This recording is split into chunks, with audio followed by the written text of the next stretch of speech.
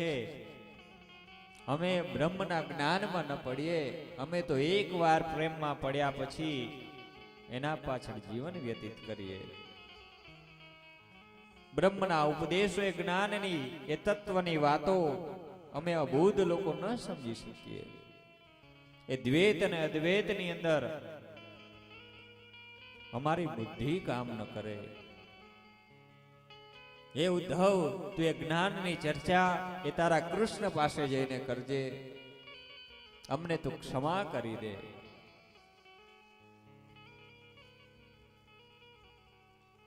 ઉદ્ધવ પણ વિચાર કરે છે, ક્યાં છે આ લોકોનો પ્રેમ? બધાની આંખમાં આંસુ છે, કોઈને પણ બ્રહ્મ જ્ઞાનની વાતમાં રસ નથી, કેવલ કૃષ્ણમય છે.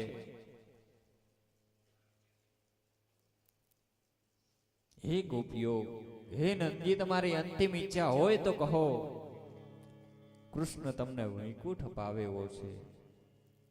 ગોપીઓ કહે કે જઈને કહી દેજે કૃષ્ણને કે વૈકુંઠના અંદર અમને આનંદ નથી, જે આનંદ અમારા ગોકુળમાં છે, વૃંદાવનમાં છે.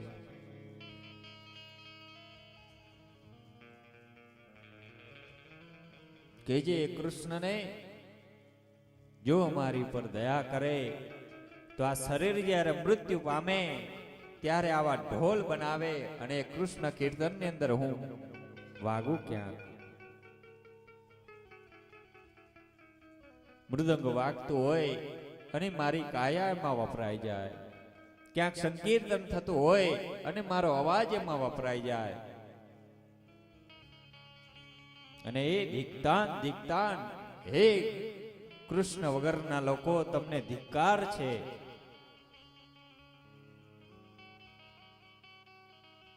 ઉદ્ધવા શરીરની વાતો સમજી શકતો નથી. જ્ઞાનની વાતો આ પ્રેમના સંબંધોમાં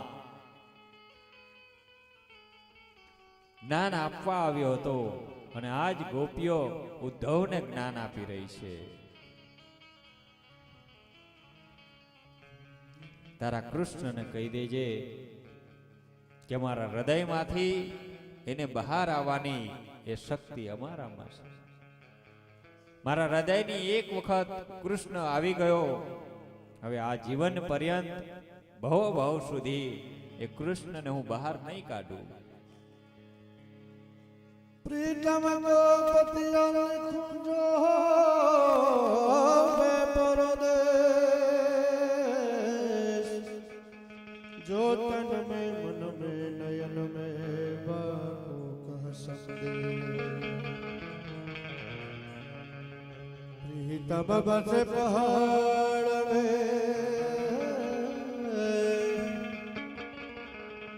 પ્રીતમ બસે પહાડ મે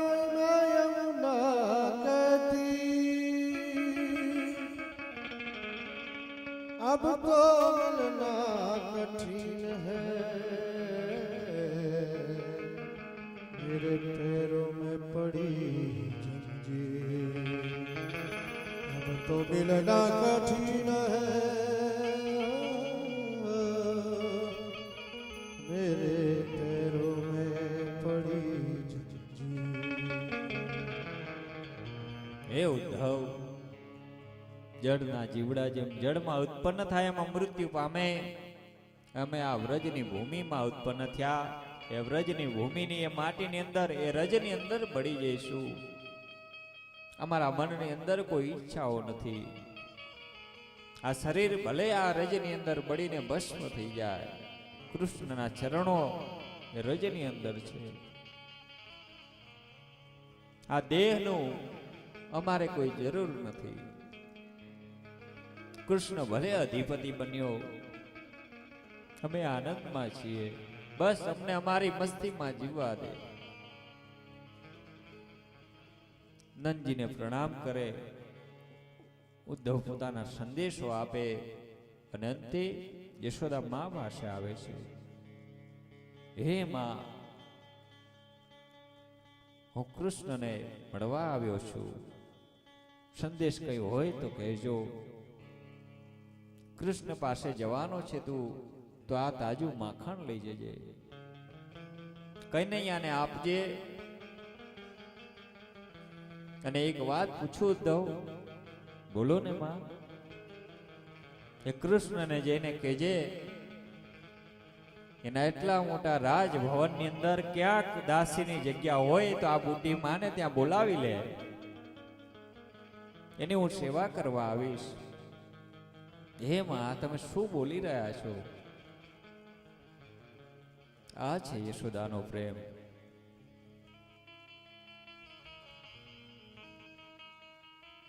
નંદજી અને ઉદ્ધવ આ યશોદાની દશાને જોઈ શકતા નથી.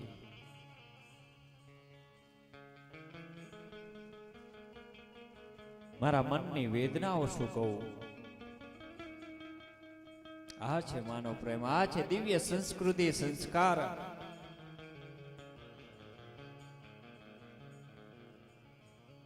જ્ઞાનના આંસુઓ વહે છે.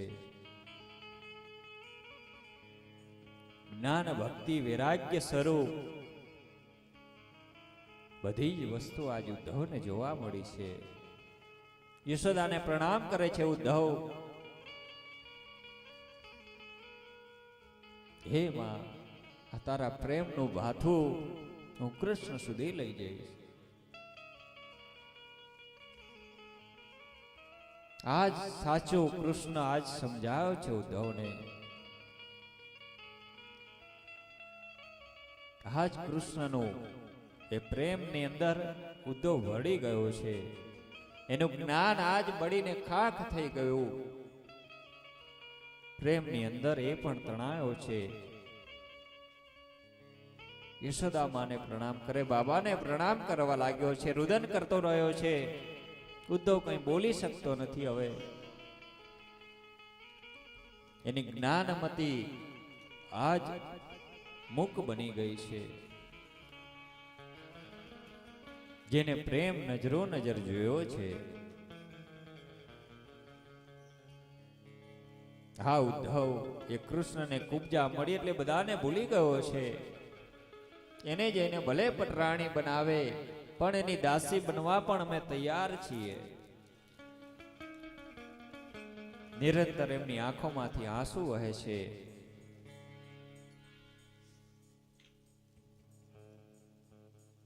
આ કૃષ્ણ કેટલો બધો પ્રેમની અંદર અમને સતાવી રહ્યો છે. વિલાપ કર્યો છે ગોપીઓએ અને અંતે પોતાના મનની વ્યથા કહી રહી છે કે અમારો સંદેશો એ કૃષ્ણને આપજો. હે મારવાલાને હે વઢીને કેજો આને તો બનાવી લેજો મારવાલાને હે વઢીને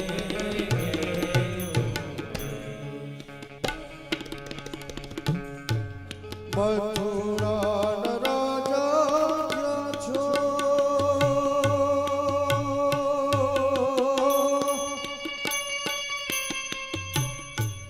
ગોવાળોને ભૂલી ગયા છો રે મથુરાના રાજા છો ગોવાળોને ભૂલી ગયા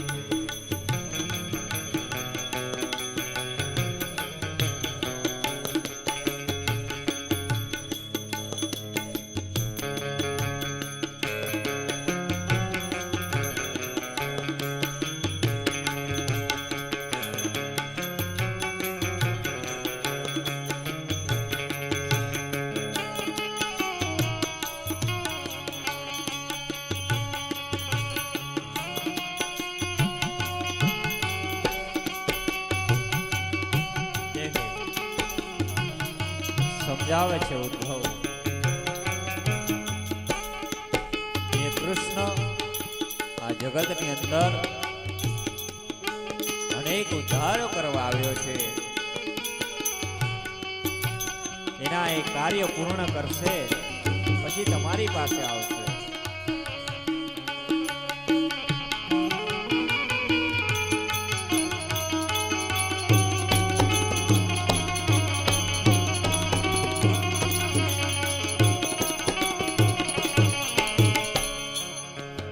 એકવાર ગોકુળ માતાજીને મોઢે ખાઓ રે. એકવાર ગોકુળ માતાજી મોઢે ખાઓ. ગાયો ને હંભાળી જાઓ રે. મારવાલાને ભજીને કહેજો, અમે તો આવી પ્રેમો રે.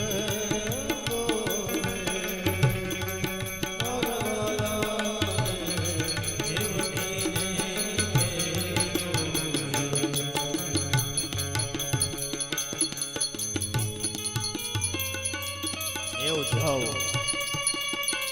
એ કૃષ્ણને તું જઈને મનાવજે. ભલે રાજા રહ્યો પણ અમારી ગાયો ઉપર હાથ ફેરવી જાય. જઈને એને મનાવજો તમે.